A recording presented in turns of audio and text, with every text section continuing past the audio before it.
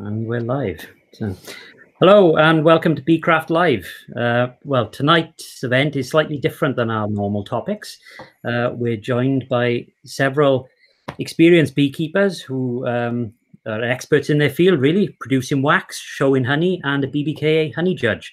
So tonight is it's going to be about showing honey, products of the hive, what has inspired these people to start showing honey, and where we can go from there.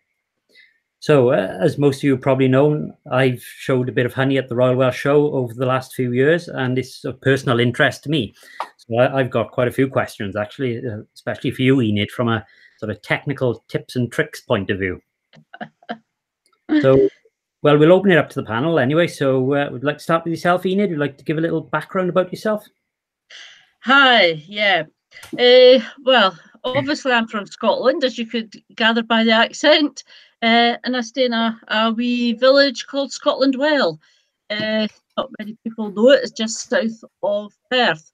Been keeping bees for, 26 years now, and presently running about 40 colonies. So took an interest in showing honey. Just decided to have a go at one of our local association shows, and really it's just gone from there. My grandfather was a keen shower, and so I've just followed on in his footsteps. Oh, that's great. Thank you. So what's your sort of qualifications with, I know you're a honey judge. How did you get to that sort of stage? There's a lot of work involved, a lot of showing first, and there's absolutely nothing to beat experience. You know, get out, show as often as you can. If you get the opportunity to be a steward, a judge's steward, then go for it, because that is by far the best way. I've been involved with the National Honey Show down in London for 20 years, and really been a judge's steward for just about all that time, or most of the time anyway. So nothing to beat, experience. Get out there and go for it. Oh, lovely. And yourself, Ian, you're our resident wax expert for the evening. So go on, a little bit of introduction of yourself. So yeah, been keeping bees for about 10 years now. Got into to showing quite early on, really. Was encouraged by my local beekeeping association to enter into the National Honey Show, which luckily for me is not very far away. So yeah, entered there and had some interesting experience with my candles, and yeah, sort of it went from there, really. Won a few prizes over the years, and now give a few talks as well. And the last couple of years, I've been running a little workshop on candle making for the National Honey Show. So, yeah. Lovely, thank you very much. And yourself, Simon, I think we can see by the amount of trophies behind you that been a good year. Introduction. Yeah, I started keeping bees in 2006. Got into it really quickly.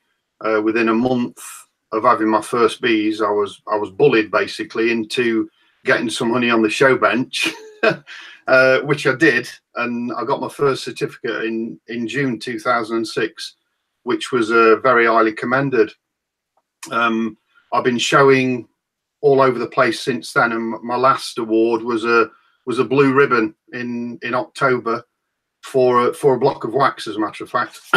And last year alone, I got 3 blue ribbons, which are best in show, and all the years in between has resulted in me quite proudly amassing 300 awards, several blue ribbons, and Appimondia gold and silver medals, which Appimondia is the World Honey Show. So it all started from, I say bullying, it was, gentle, strong persuasion to, get some honey from your bees and get it on the show bench. So Lincolnshire's done me proud. No, it's lovely. I think I had a similar experience as well, actually. my beekeeping mentor sort of has been showing honey for some time, and he inspired me to put a few jars on the show bench, and you sort of get a bug for it, don't you? And then once you get those first couple of prize cards, you want a few more, and you don't really know where to stop. That's my experience anyway. So Enid, question for you really. It's very important to read the honey schedules, isn't it? Because obviously, when you show honey, there's a massive entries you can cover. Do you want to mention some of the elements of an entry, or some of the entries that you can see on the show bench? Yeah, I think the most important thing, obviously, is to make sure you read the schedule thoroughly and the rules that go with it.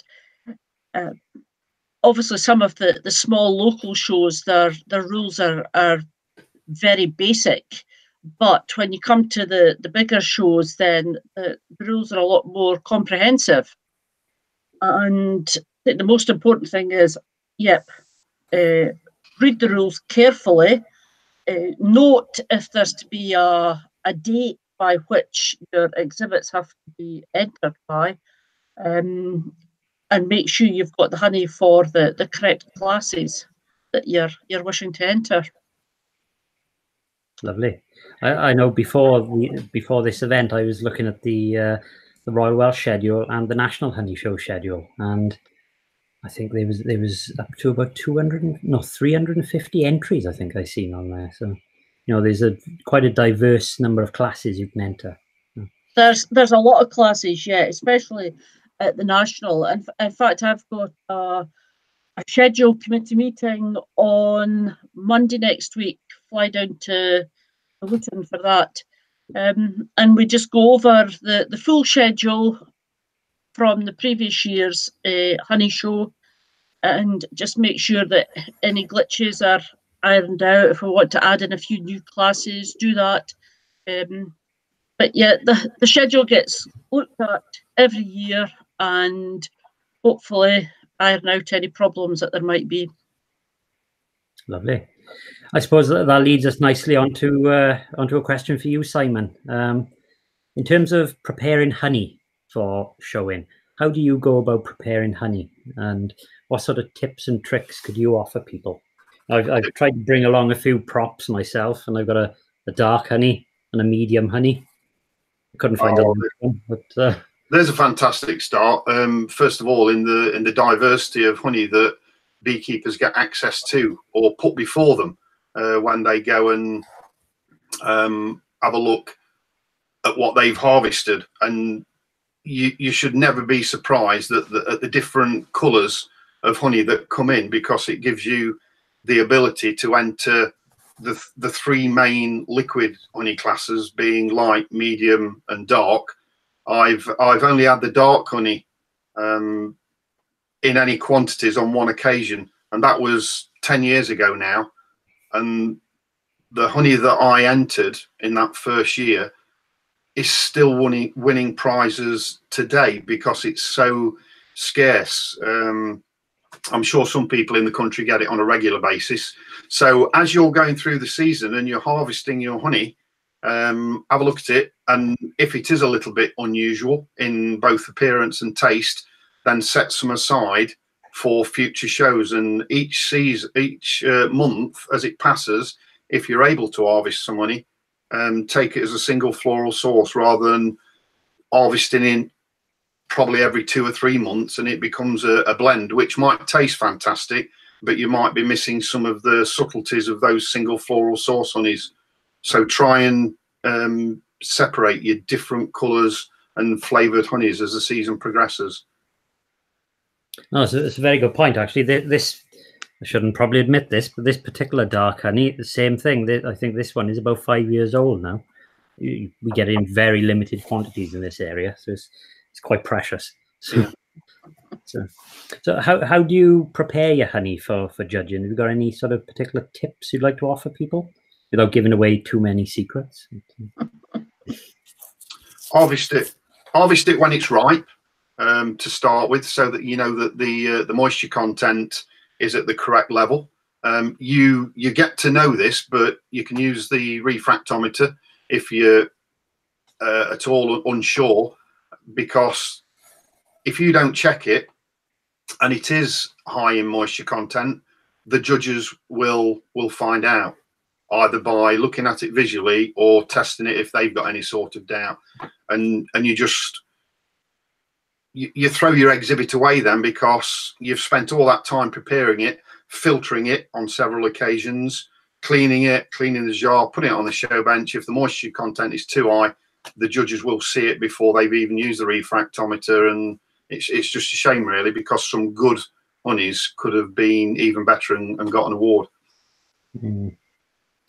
One of the tips I was given, I don't know if you've heard about it, was when you prepare honey ready for jarring for showing, was to fill sort of a 60-pound settling tank and extract from the middle of the tank, because apparently that's the purest honey. Have you heard that before or tried that? Is this open again? But I don't want to. Sorry, open to anyone. Yeah.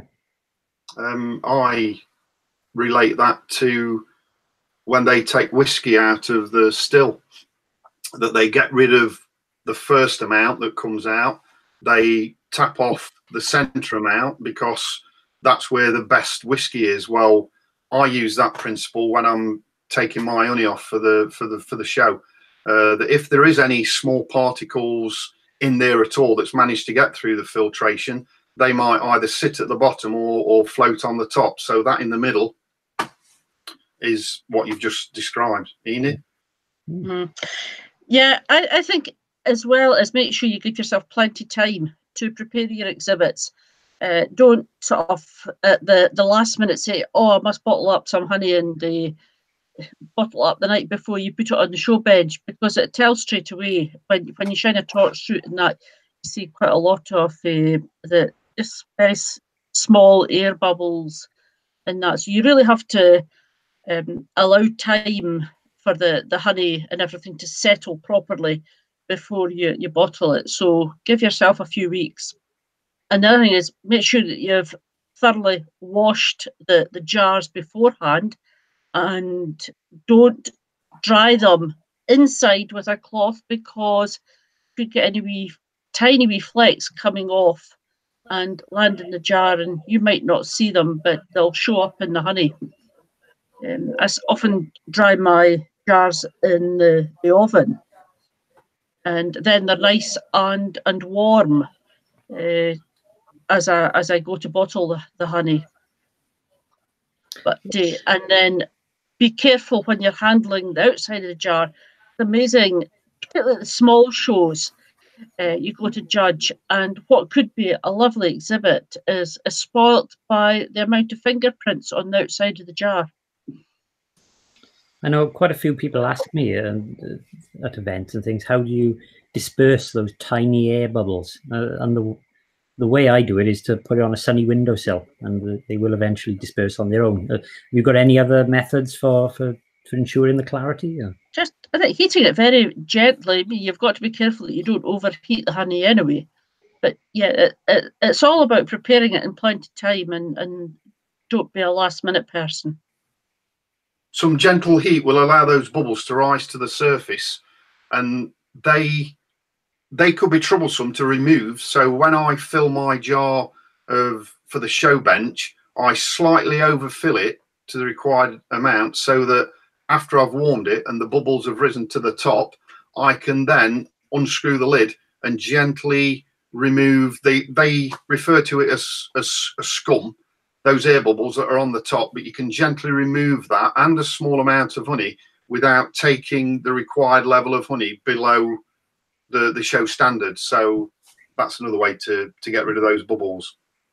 If you do slightly overfill, and then take a bit of cling film and just very gently lay it on top of the honey, and then peel it off, and you'll get rid of a lot that way. All the little tips and tricks are coming out now. See, I'll be making a note of these, I think. So Enid, there's a question for you. So from a judge's point of view, what do you look for when you're judging honey? Into a routine when you're judging. and try to check that the jars are identical in all respects. In other words, it's the same make of jar, but don't look at the batch number underneath. That does not have to be the same, because it would possibly mean that they've been made at different times. Now, so long as the jar is the same make, that's what's important. That it's shine a torch through it as well. Also, at the same time, you're checking that it's at the correct level. In other words, there's no air gap between the top of the honey and the bottom of the lid. Now, having said that,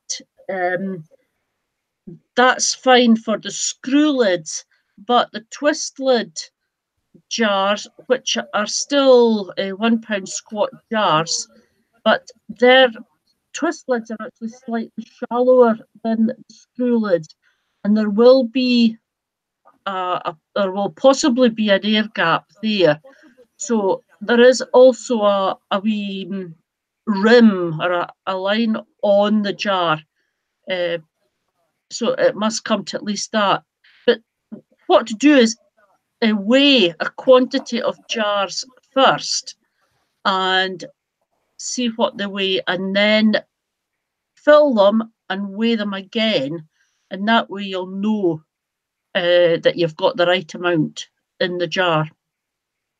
Okay. One thing which sort of always raises its head is droplets of honey on the lid, on the underside of the lid. So when you're judging, do you mark down if there's droplets of honey on the lid or not? You do allow for sort of, you could say, travel stains, but I mean, a good exhibitor is extremely particular as to how they handle their exhibits and make sure they're kept upright all the time.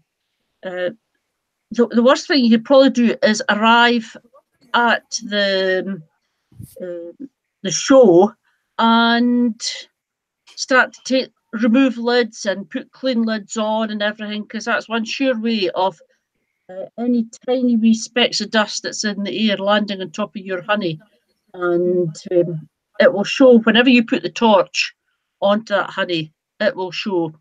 So as far as tiny wee bits of honey inside the lid, so long as the lid is clean, the threads in the lid are clean, then a speck of honey is okay, because that's, you could say, possibly a bit of travel staining. But if it's really bad, like somebody's tipped the jar over, then that's different altogether.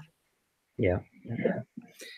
Well, I suppose that leads us nicely on to wax and preparing wax for showing now. So, Ian, this is a question for you. How do you sort of clean your beeswax, and how do you prepare wax, blocks of wax or candles for showing? Any tips or tricks? Yeah, so well, there are lots of different people have lots of different methods for cleaning their wax. I use the main method I use is I strain my wax through an old pillowcase. I know it's very basic, but that's just the first filtering. You can get really technical and get things like Whatman No. 5 filter paper and those sorts of things, which take ages to drip through. I have tried that, but it does take them. I've also used surgical lint, so lining a very, very clean metal sieve with surgical lint, the fluffy side up, and pouring the wax through there, and that removes a lot of debris. But actually, one of the best ways is very similar to the honey settling, really, and what you do is you have a very deep tank, if you can, of wax, and let it cool and set, and then tip it out, and you'll have a load of for want of a better word, sort of crud or slum gum on the bottom, and scrape all of that off once it's set. And again, any bits of stuff on the top, which are could be floating on the surface, scrape that off, so you've got that nice bit of wax in the middle there, and then use that to make your candles and to make your wax blocks. Oh, interesting. I know you've got some props with you, haven't you? You've got some examples of some wicks as well, where when you're using your wax end. Yeah, well, it's an important element to consider. I get. You started off with saying, reading the schedule, and I can't emphasize that enough. It really, really is important to if you've entered something into a particular class before. And I guess this goes with all kinds of all the entries really. They do update and amend the schedule. So, but yeah, wick is always when you're doing candles, is always a big question. And yeah, I've got some wick here just to show the different. I hope this shows up on camera actually, just in terms of the different thicknesses. So I've got some quite thick wick next to some quite thin. So you need to get the right size wick for your candle, and that's really, really important to get the candle to burn right. That's after having got your wax nice and clean and all of that. Getting the wick right is the main thing. There are different schools. Some schools of thought which say there's some wick is directional. So some wicks it's believed to have a flow. So the wax flows up the direction than the other.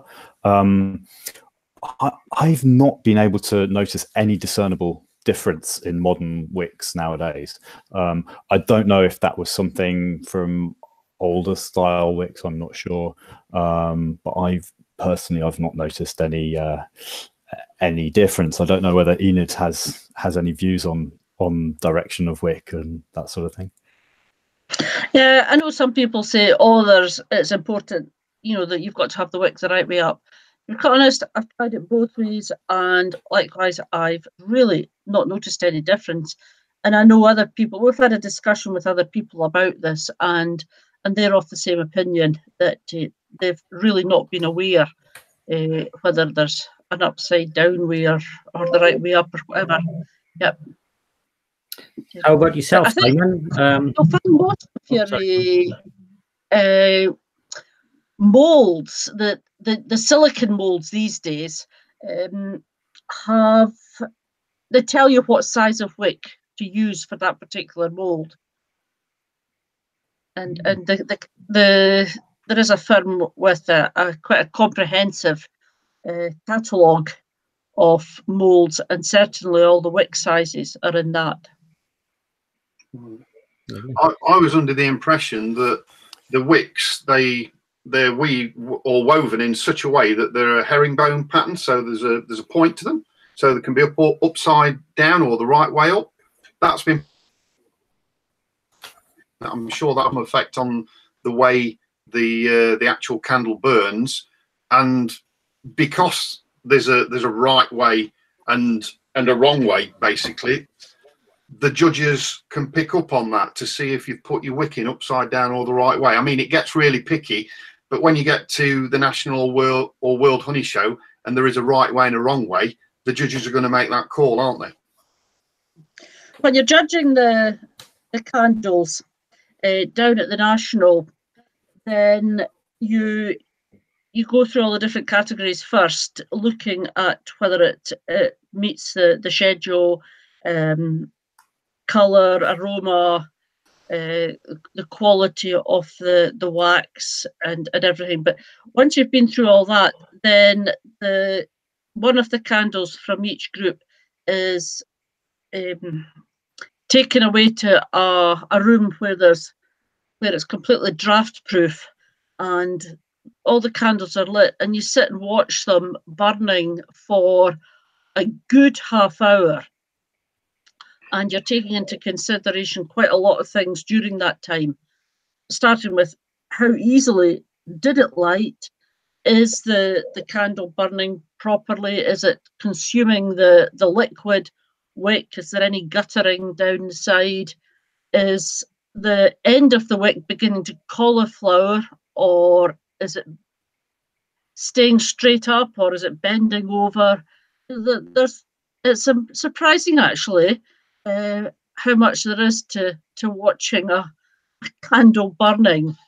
And then after a good half hour, we extinguish and see how long it takes for the smoke to disappear. And it's usually sort of between 5 to 7 seconds. That's quite good. If it smokes for ages, then that sort of kind of loses points. Let it cool and then see how easily it relights again.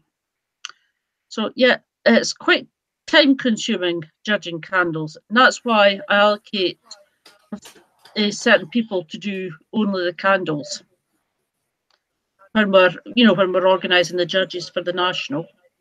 Seems a very fiddly thing to do. I can never perfect it. I can't master wax, but yourself, Simon, you're very good at it, aren't you? So you mentioned the Blue Ribbon Award. So yeah, I'm just going to get this Blue Ribbon Award-winning wax out. I was thrilled to bits to get it because it was in a really big show. I think there was about 150 exhibits, and I knew it was nice wax, but to be awarded the best in show for wax, I was like, I don't know whether you can get that all right. Yeah. But it was, quite a proud moment for a piece of wax winning above all the other fantastic exhibits that were in that show. So that was a good moment in a geeky sort of way. And I know we didn't talk about where the wax comes from, but that's from the cappings. So the brightest, cleanest. I don't know whether that's always highly respected as the best wax by the judges.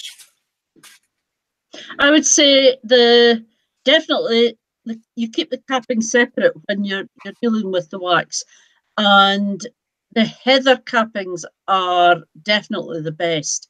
They've got a superb aroma, but you've got to be careful how you're storing the wax as well. Don't put it in like a wooden box or somewhere where it might pick up the aroma of possibly the wood or that. You've got to be very careful there. But Ling Heather Honey is the best when it comes to wax for show. Can I just give another tip here, Rodri, on the... Yeah, I was going to ask you to, so go on, yeah. Because being a judge's steward at various shows, and I pick up all these tips, and the judge smells the aroma of the wax and the colour of it. So to try and impart some aroma, even more aroma, into the wax, I stored some wax in a sealed container, and inside the sealed container, I'd got a few jars of heather honey open to impart the aromas into the wax. And at the following show, when that wax was shown, the judge was looking a bit confused because he could smell the heather, but he knew that the wax wasn't from the heather. So he could appreciate the aromas, but he knew the difference between the wax, and we had a chat about it afterwards. Trying to create some confusion into the wax. In terms of that wax you showed, sorry, how do you get that wax so perfect? In terms of it's got a crystal clear surface to it, isn't it? What sort of techniques do you use to achieve that? After all the filtering and the temperature at which the wax is taken to when it's molten, not too high, probably mid to late 60s, so that it's just molten.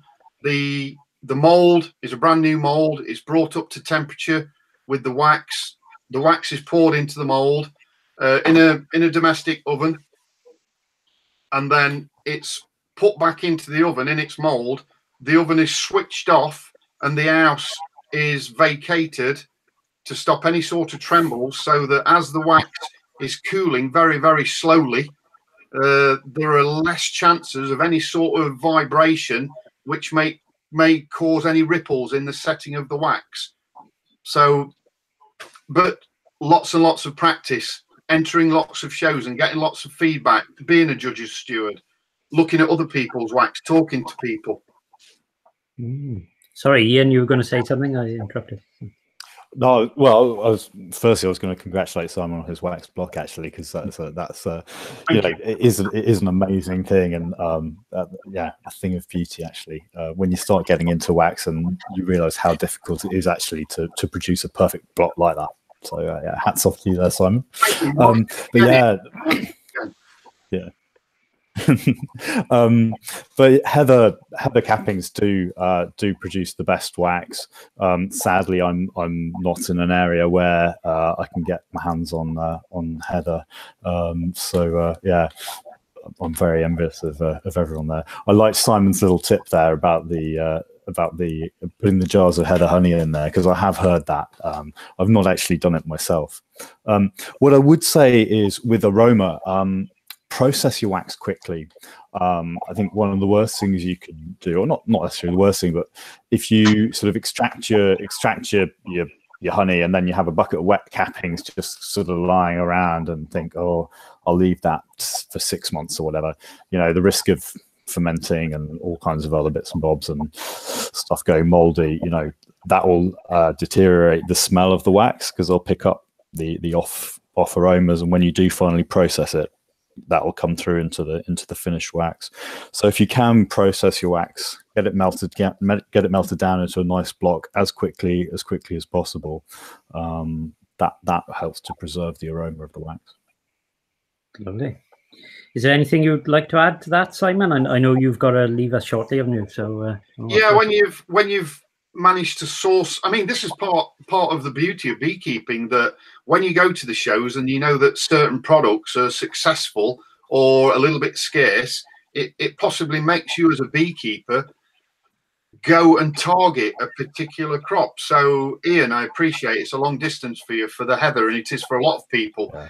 But if you really want to do that, it takes you on that adventure to go and do something different. And when you've got it, cherish it and save it and look after it. If you're saving wax from year to year, a nice airtight container to trap in all those aromas, it may be that you have to remelt it every year. If you want to use the same wax in different forms, whether they're in little blocks, a big block, in candles or other things, you know, it's something that can last for a long time. How about yourself then, Enid? What sort of, from a judge's point of view, what do you look for when you're looking at a small block of wax or a large block of wax? What are the different aspects you consider? Obviously, well, we've talked about colour and aroma. Put the torch onto it. It's amazing what that could even bring up. If it's a really nice block, not too thick, you know, the light will actually go almost through, so you could see if there's any impurities there. And sometimes you get just tiny wee specks on what's been the base of the mold. So you're looking for that as well. And that it's the mold or the wax block is even, it's not, say, high at one side and not so deep at the other. But pour the wax into the mold and make sure it's absolutely level. Lovely.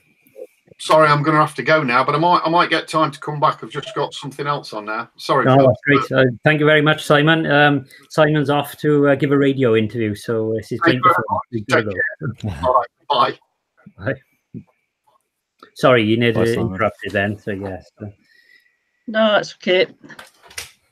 So yeah, so there's many different elements with wax almost, and it is something I've struggled with, and I've almost given up trying to show wax because it's very frustrating. And I think Ian touched upon that. You can never get that perfect block. And I've heard of so many different techniques that people use to try and get the perfect block of wax, whether it's rubbing fairy liquid into Pyrex bowls, release it, or spraying silicone on the inside. What other techniques have you heard of that, you know, people might like to try and experiment with, I suppose? I use a Pyrex bowl, or a Pyrex dish anyway, and just a speck of the fairy liquid, but really rub it in well. But you've got to make sure that the bowl or the dish everything's up to temperature. So you're not pouring the warm liquid wax into a cold bowl, because it would, the minute it would hits the cold, it would just set straight away and disaster results. Now, you've got to have everything up to temperature. Yeah. Maybe that's where I was going wrong. It's a very time-consuming thing, and to get a perfect block of wax, you've probably practiced many in the process. But every time you go to make a block of wax or a competition candle or something, always filter the wax first, because even though it's been filtered and you've poured it into a container to go solid, it could still easily pick up wee specks of dirt. How about yourself, Ian? Any tips, or especially with candles, how you get candles to release from molds and things? That's a challenging one. Well, I mean, with the modern silicon molds, they kind of just pop out really, really easily. Glass molds and metal molds, polycarbonate to some extent are a bit more tricky. To be fair, I use the washing up liquid method. It's very, very effective. Yeah, I don't really bother with the silicon sprays. If I'm using a glass or a polycarbonate mold, or even metal for that matter, I create a solution of washing up liquid. So get some water, put enough washing up liquid so it just goes a tiny bit green. It doesn't need very much, and then I rinse the inside of the mold out with that solution and let it dry. And again, if you have to get the molds up to temperature, a couple of years ago I made some quite big candles. I made some 6-footers for a church, for Southwark Cathedral actually, and I had to do that. I had to get the mold. I had a massive, just over 6-foot dairy pipe, and I had to get that up to temperature. So I had to warm the mold and then wrap it in blankets and everything to keep it warm while I poured the wax in and let that cool really, really slowly. Cooling your candles slowly is, when you're molding them, is really good tip, because the wax contracts, and the slower it cools, you won't get the big cracks and things. Yeah. There's an art to it, isn't it? Yeah. We've got a question for you, actually. There is an art. Kirk, he's asked, or he wants to know your thoughts, really. He's used a fresh orange juice carton when filtering into a container because it's wax lined and it's easy to remove. So I'm assuming he's using it as a funnel, almost, it sounds like. I wouldn't be too happy about using that, I think, because in case you get anything off the actual wax in the container, I prefer to use a Pyrex jug and pour from that. Yeah, I'm the same. A Pyrex jug. I tend to use Pyrex jug or a stainless. I've got a stainless steel wax melting jug as well that but the beauty of Pyrex is you can pop it in the oven, and I to block, and I think in my mind blocks are more difficult than candles. If you can make a block, you can make a candle, really. I get everything up to temperature in the oven, and then pour it. You have to be a bit careful with fan ovens as well, because fan ovens can sometimes, if your oven's a little bit dirty or there's a little bit of soot in there, the fan can spin that soot around, and if your wax is uncovered in a bowl or something, or in your little wax blocks, then you can get that soot. You can have filtered it beautifully, the mold can be perfectly clean, but you'll end up with a little bit of black soot in your finished block, and that's an immediate fail. So yeah. Have a sheet of glass or something else suitable that you can put in the oven and get it up to temperatures as well. So once you've poured your block, then cover it with that sheet of wax, and that way it keeps out any wee bits of debris or that as well. That's the beauty of the Pyrex. Sorry, go on. Yeah, and the Pyrex bowls have Pyrex bowls that you get have that glass lid already with them, so you get those sort of glass Pyrex casserole dishes, and you know it comes with that lid, so it's perfect for that. Yeah. Have to invest in some Pyrex. I think if you're going to experiment, yeah. You do get some funny looks when you go into sort of John Lewis, and you're sort of feeling how smooth the inside of a Pyrex bowl is, and people sort of give you a bit of a funny look. What on earth are you doing? But yeah, but it does make a difference. You want things as perfectly smooth. Yeah, make sure that the Pyrex trademark is on the outside, not the inside. Recently, they've started making putting the name Pyrex on the inside, so check it's still on the outside or the underneath of the dish. Definitely, I've definitely made that mistake as well, and not realised till I've turned out this beautiful block. It's like, oh no. What I would say, if you are going to get into wax, this book, Beeswax by Ron Brown, it's kind of the Bible for wax, really. It's quite an old book, but it is still available. It is still around. So yeah. Lovely. Yeah, there's one or two books out. Liz Dutton has just done one on beeswax flowers, and when somebody gets into that side of the beeswax, the flowers are absolutely amazing. They're so realistic. So that's another good book to get hold of. I think that's something we haven't touched upon. We mentioned at the beginning, the schedule has 100 to 358 classes to enter. You've got everything from sweet mead to dry mead, light honey, dark honey, medium honey, beeswax flowers, beeswax displays. The list goes on, doesn't it? So it's some of the displays at the National are absolutely fantastic. And because I think it's the displays at the National that really makes the show. I mean, as well as always just rows upon rows of honey, but there's usually 3, maybe 4 huge displays, and they're absolutely impressive. And when you look at the work that goes into them, it's quite amazing. I was speaking to one of the exhibitors just after the National last year, and she's already got things in mind for the National this year, a sort of theme to her display. Great. That's preparation for you. Fair play. Yeah, people do. You have to start preparing early, don't you? Really, especially with those big displays, and they are so impressive. The work that goes into them is just phenomenal. Yeah. Lovely. Well, I think we've reached the end of tonight's event. Actually, we've covered the main topics of honey, candles, and wax, and we've mentioned some of the other entries you can consider.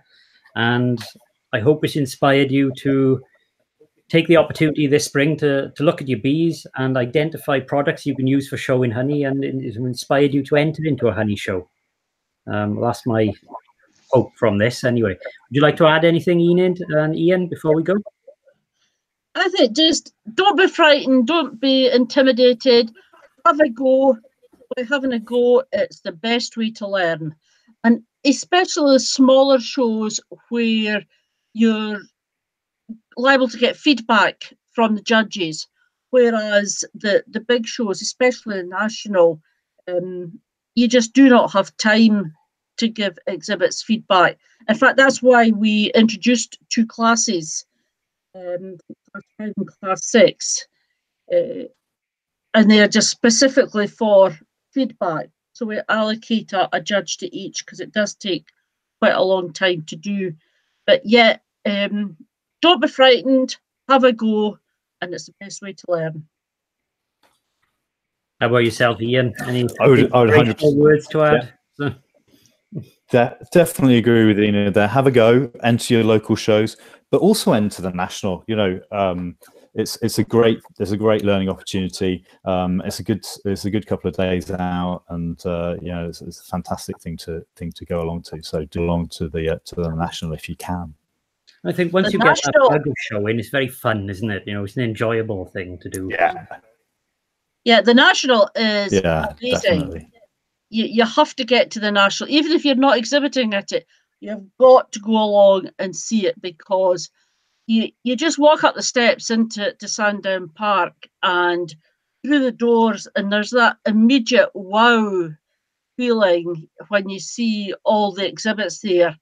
It's not just exhibits, you've got workshops, and it's an excellent 3 days. So you've got to visit the national, a must for the diary. I'll try and see you there in October. There we are. And if you're keen on exhibiting, the schedule for the World Honey Awards will be out very soon. The schedule's actually finished. We're just waiting on it going on the website. So have a go at Apimondia out in Montreal this year.